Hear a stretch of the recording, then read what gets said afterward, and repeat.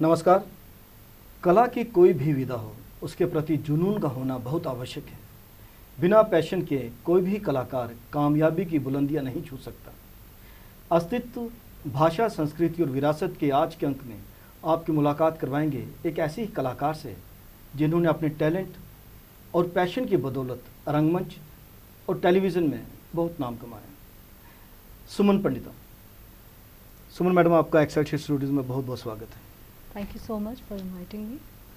आपको एक्टिंग की तरफ रुझान कब पैदा हुआ? मुझे याद पड़ता है कि मैंने आपका पहले प्ले जो था वो बेबी प्ले से आपने शायद रंगमंच में पदार्पण किया था। जी, थिएटर की शुरुआत जो है वो बेबी प्ले से ही हुई थी, लेकिन उससे पहले मैं टेलीविज़न कर चुकी थी। अच्छा। एक्चुअली बचपन से ही इंटरेस्ट था आर्ट फील्ड में। और एक्टिंग की शुरुआत तो आप कहिए कि मैंने 7th स्टैंडर्ड में पढ़ती थी। मैं तब से मैंने शुरू की है टेलीविज़न के लिए। जी बिल्कुल। और फर्स्ट सीरियल जो मेरा था उसमें मैंने कैरेक्टर रोल किया था। अच्छा जी, जो लीड रोल जो जिसका था, मेन हीरोइन जो थी उनकी बड़ी बहन को रोल किया था। वो मेरा छोटी उम्र में? जी बिल्कुल। क्योंकि मेरी हाइट तब बढ़ चुकी थी तो इसीलिए मुझे कैरेक्टर रोल उन्होंने दिया और उन्होंने काफ़ी अप्रिशिएट किया कि आपने बहुत अच्छा काम किया। मैं छोटी थी लेकिन रुझान जो था एक्टिंग मुश्किल है, लेकिन छोटा होकर कैरेक्टर रोल निभाना। जी, स्टार्ट से ही इसकी तरफ रुझान था तो कर pi by the grace of God. अच्छा हुआ। तो उसके बाद फिर काम मिलता गया, लेकिन थिएटर जो है मैंने बीच से स्टार्ट किया। अच्छा। तो बेबी प्ले जो था वो मेरा पहला प्ले था जो आपने देखा था। और आपने पहले नाटक से धूम मचा दी।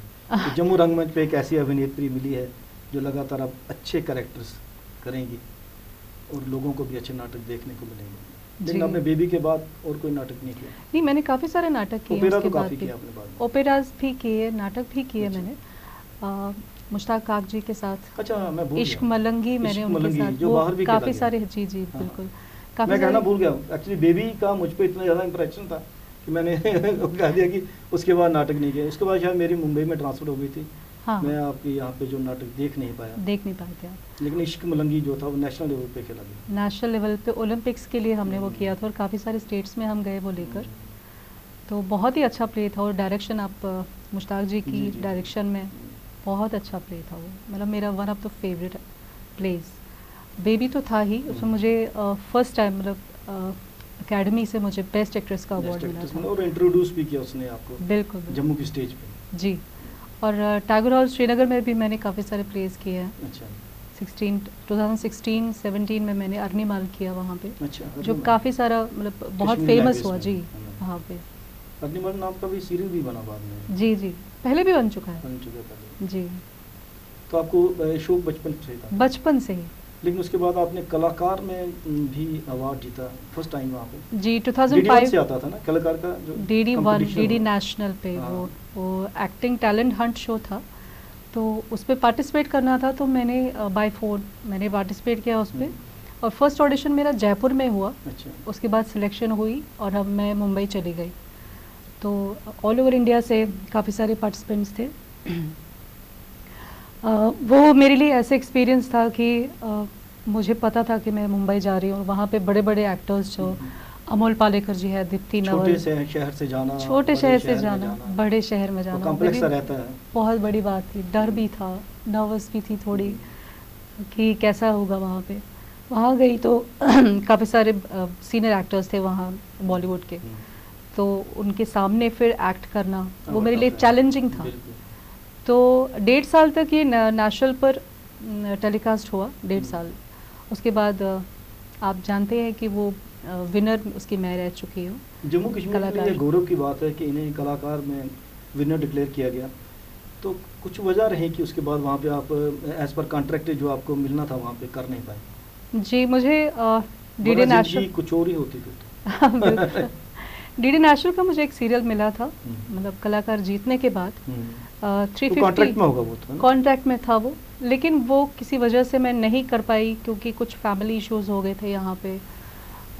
एक अकेली लड़की का वहाँ पे रहना एक बहुत बड़ी चैलेंजिंग डिसएडवांटेज आप समझती हैं फीमेल आर्टिस्ट के लिए जम्मू कश्मीर में उस दौर में? अभी तो बहुत सी लड़कियां बाहर जा रही हैं। जी बिल्कुल, अभी तो जा रही हैं, काम भी कर रही हैं। लेकिन उस टाइम पे बड़े चैनल्स भी इतने इंट्रोड्यूस नहीं हुए थे, तब नेशनल ही लोग देखते थे।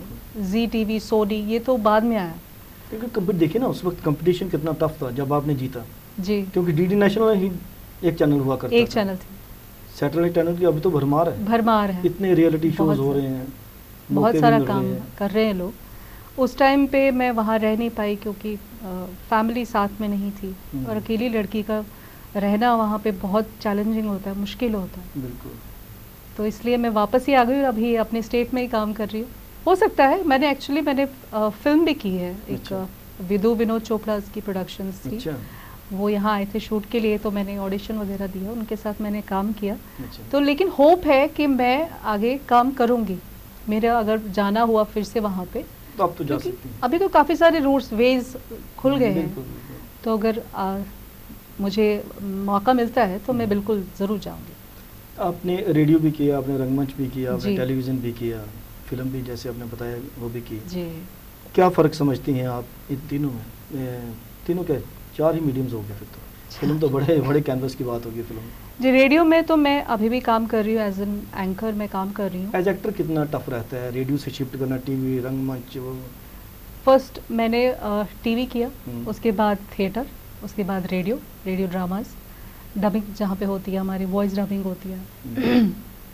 मेरे लिए मुझे लगता है कि थिएटर सबसे ज़्यादा टफ है करना, क्योंकि टीवी थिएटर में कॉन्फिडेंस देता है आपको। बिल्कुल, और इतना अच्छा एक्सपीरियंस होता है थिएटर का, आप लाइव परफॉर्म कर रहे होते हैं सबके सामने, आपको डायलॉग भूलना नहीं चाहिए, वो माइंड में रहना चाहिए पूरा। फिर तो उड़ गया प्ले उड़ गया फिर तो। जी, टीवी में तो आप कट कट है, जितने भी कट। कट हो जाएंगे तो फिल्म, टीवी, रेडियो हाँ, कट चलता है। वो चलता है, लेकिन थिएटर जो है वो बहुत मुश्किल है, और जो उसको परफॉर्म कर पाया, मुझे लगता है वही एक सही मायने में एक एक्टर होता है। नसीरुद्दीन शाह ने एक बार इंटरव्यू में कहा था कि there is a very thin line between audio and visual mediums.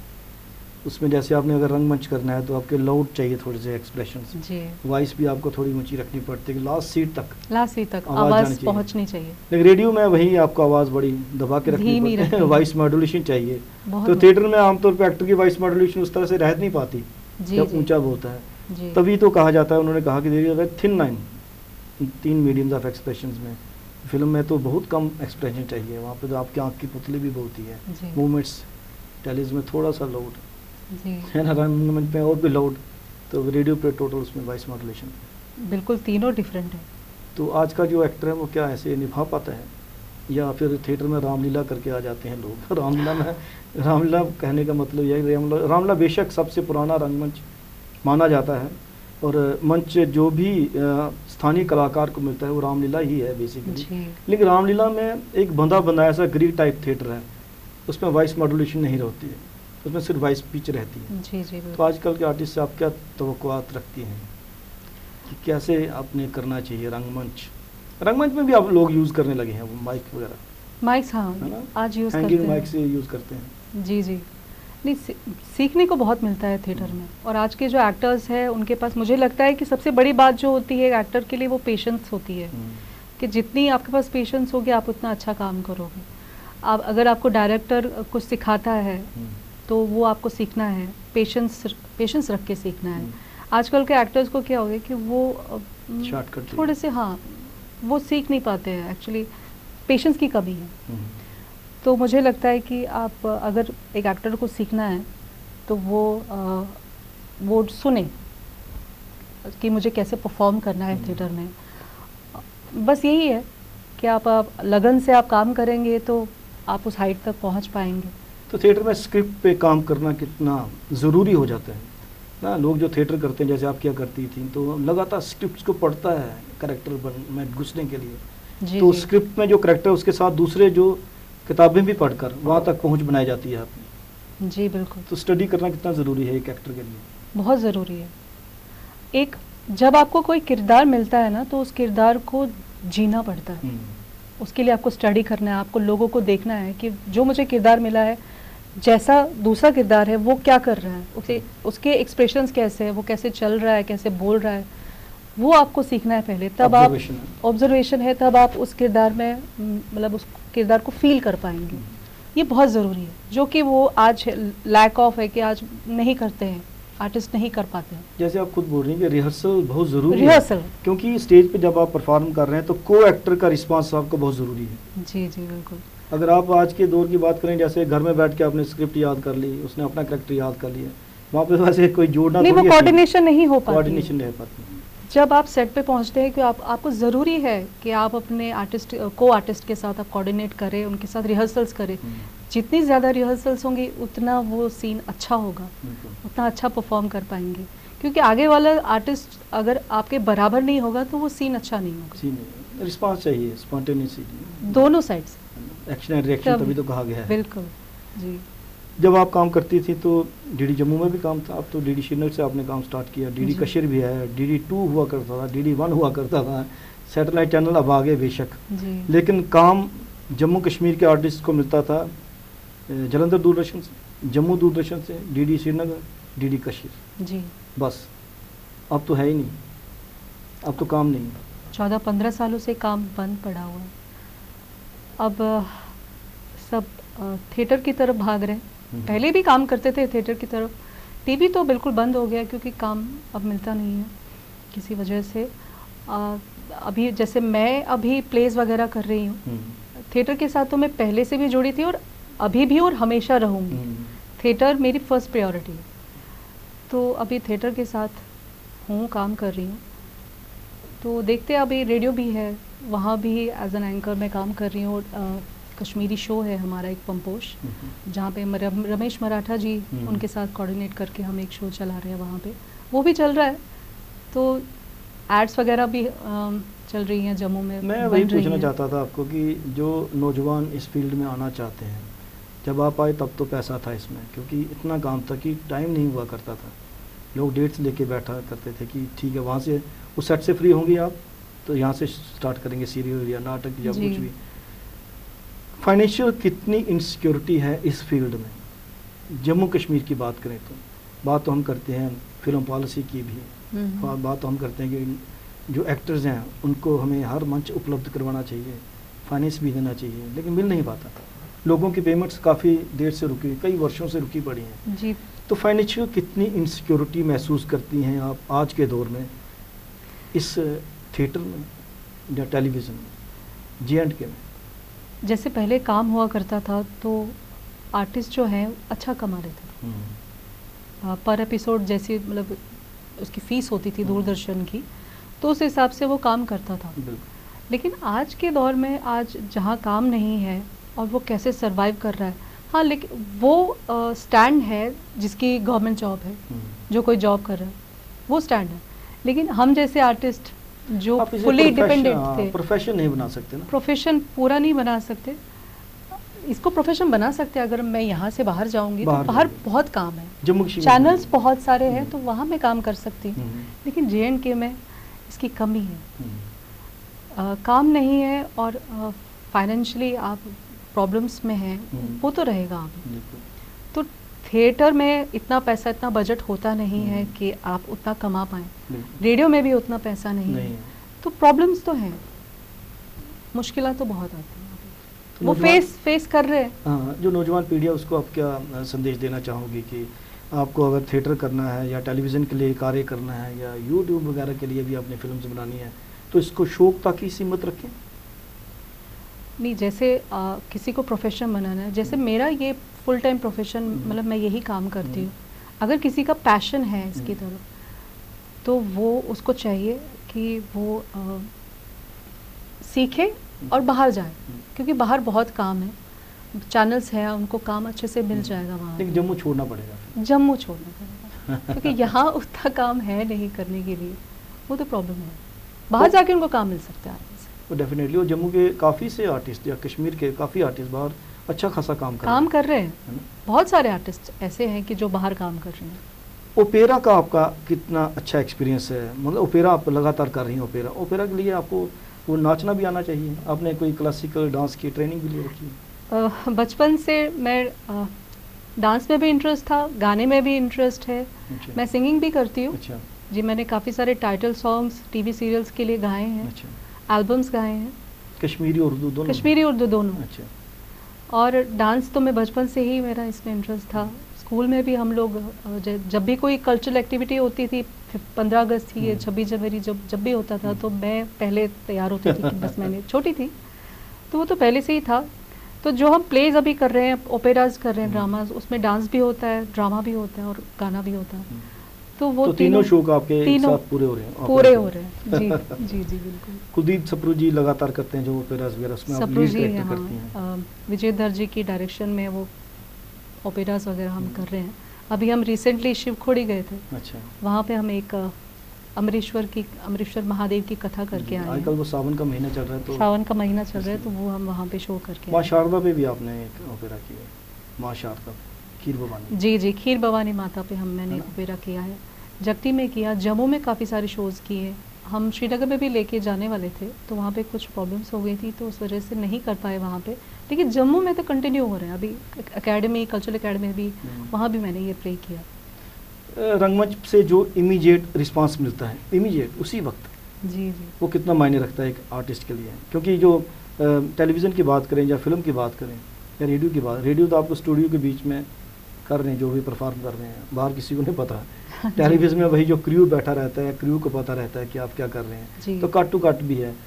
तो ज़्यादा मज़ा फिर आप रंगमंच में ही है, जहाँ स्पॉन्टेनियसली आपने काम करना है, वही इमीडिएट रिएक्शन। स्टेज की बात तो बहुत अलग है, वो तो आप कंपेयर ही नहीं कर सकते किसी के साथ। जैसे आप लाइव परफॉर्म कर रहे हैं और आपके सामने बहुत सारे लोग बैठे हैं और आपको देख रहे हैं लाइव, उनके सामने परफॉर्म करना ये बहुत बड़ी बात है एक आर्टिस्ट के लिए। ये जो खुशी मिलती है अंदर, एक आत्मा को जो खुशी मिलती है ना एक आर्टिस्ट को, तो वो शब्दों में बयान नहीं कर सकते। इसीलिए शायद थिएटर इन एजुकेशन का कंसेप्ट चल पड़ा है जी, कि एजुकेशन में थिएटर को एक सब्जेक्ट के तौर पर पढ़ाया जाना चाहिए। हाँ, ये होना चाहिए है ना जी, बिल्कुल। एक्स्ट्रा करिकुलर जो एक्टिविटीज़ रहती हैं उनकी क्या इंपॉर्टेंस है? उसी ने तो आपको एक्टर बनाया जी, है ना। जैसे मैंने अभी आपको कहा कि बचपन में ही जो भी जो आजकल नज़र कम आती है ना स्कूल में, आजकल पढ़ाई का इतना ज़्यादा प्रेशर है कि एक्स्ट्रा करिकुलर एक्टिविटीज़ बहुत कम हो गई हैं। कितना ज़रूरी है? बहुत ज़रूरी है, क्योंकि आपके ब्रेन डेवलपमेंट के लिए ये बहुत ज़रूरी है कि आप हर फील्ड में पार्टिसिपेट करें।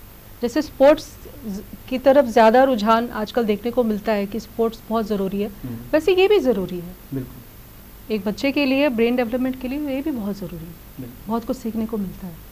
जेएंडके में फिल्म पॉलिसी भी लागू हुई है जी, पूरी तरह से पता नहीं लागू हुई कि नहीं हुई। आपकी क्या एक्सपेक्टेशंस है कि लोकल टैलेंट को कितनी वहाँ से मदद मिलनी चाहिए उस पॉलिसी से, या फ़ायदा हुआ अभी तक कुछ? अभी तो वैसे देखने को नहीं मिला है, लेकिन एक्सपेक्टेशंस है कि आगे काम मिलेगा सबको, सबकी हेल्प, जितने भी यहाँ पे जैसे जो फुली डिपेंडेंट थे इसके ऊपर, उनको काम मिले। मैं भी उस लाइन में आती हूँ अभी, तो मैं चाहती हूँ कि काम आए, जेएंडके में काफ़ी बहुत सारा काम आए, बाहर से काम आए, यहाँ पे शूटिंग्स हो। जम्मू में यहाँ पे कितनी सारी प्लेसेस हैं, जैसे भद्रवाह है, डोडा है, लोकेशंस एक्सप्लोर होनी चाहिए। जैसे कश्मीर में भी अभी काम करें, वेब सीरीज़ इतनी बन रही है यहाँ पे, तो यहाँ के आर्टिस्टों को काम मिले, वो मैं चाहती हूँ कि इसका फ़ायदा मिले। चलिए, उम्मीद करेंगे कि जो एक्सपेक्टेशन लेवल है लोकल आर्टिस्ट का, उसको भी सरकार समझेगी, पूरा करने की कोशिश भी करेगी। आप आप एक्सेलेंस स्टूडियोज़ में आपका बहुत बहुत शुक्रिया। Thank you so much. Thanks. अस्तित्व, भाषा, संस्कृति और विरासत के इस अंक में आपने बातचीत सुनी सुमन पंडिता जी से, जो कहती हैं कि जेएंडके फिल्म पॉलिसी से एक्सपेक्टेशंस तो हैं, लेकिन एक्सपेक्टेशंस पूरी भी होनी चाहिए, तो सरकार को इसमें इस तरफ ध्यान भी देना चाहिए। कैमरा पर्सन करण सिंह के साथ राजेश्वर सिंह राजू को अब दीजिए इजाज़त। नमस्कार।